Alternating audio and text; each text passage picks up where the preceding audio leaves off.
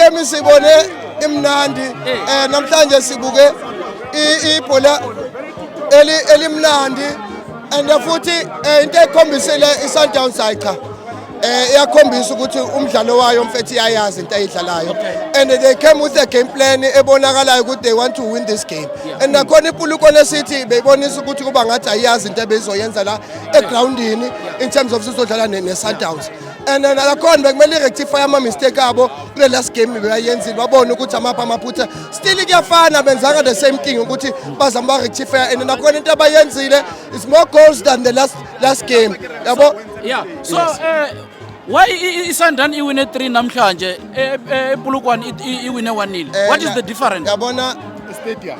home game. You can't compare